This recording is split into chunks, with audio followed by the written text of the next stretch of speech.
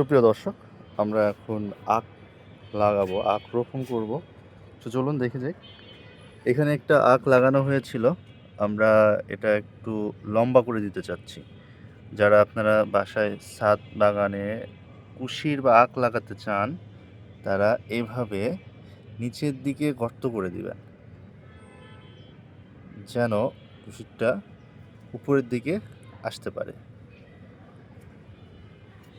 দেখতে পাচ্ছেন? সুপ্রিয় দর্শক, এটা ফিলিপাইনের আখ। এরা বিভিন্ন নার্সারি থেকে আপনি সংগ্রহ করতে পারেন। আমরা এভাবে খাড়া করিয়ে দেব। দেন হালকা করে ডিমের গুঁড়া, জৈব সার যেটা আপনার সংগ্রহে রয়েছে একটু মিক্স করে নিচে আমরা প্রেস করে দিই এবং যথারীতি মাটিটা দিয়ে আমরা এটা পূর্ণ করে দেব। আর এই অংশটা একটু নিচের দিকে একটু ঢিল করে দিই, চাইজ করে দিই এবং যথারীতি হালকা একটু আমরা পানি ছিটিয়েও এখানে দিতে হবে।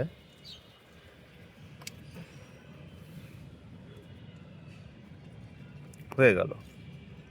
সুপ্রিয় দর্শক, আমরা আরেকটা বেডে ফিলিপাইনের থেকে আনা এই কুশিটি আবার লাগানোর চেষ্টা করব। এবার এটা এভাবে দেবো যেন এটা সুন্দরভাবে উঠতে পারে। নিয়মটা হলো খাড়া করে দেওয়া। তো চলুন লাগিয়ে ফেলি।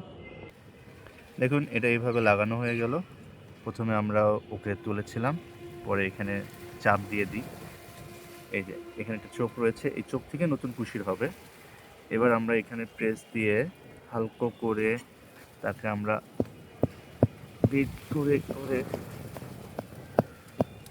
একটু মাটির দিকে ঢুকিয়ে দিলাম। এবার মাটি দিয়ে হালকা এখানে একটু চাপ দিয়ে দিই, বাস শেষ। এবার এইটা লাগানোর পালা। চলে আসলো এটা। বেশ বাতাস হচ্ছে চরম, খুব সুন্দর ওয়েদার। এটা আমার আখের ক্ষেত।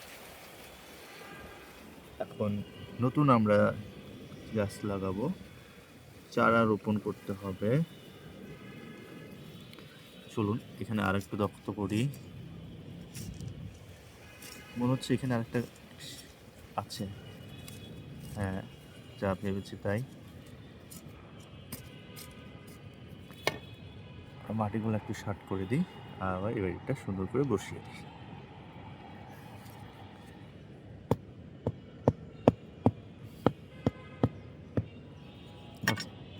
জাস্ট এবার আপনি মাটিটা দিয়ে দেন।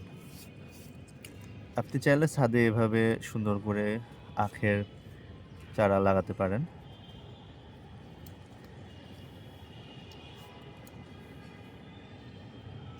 আর অবশ্যই আখের চারার গাছটাতে জৈব মাটি ইউজ করবেন।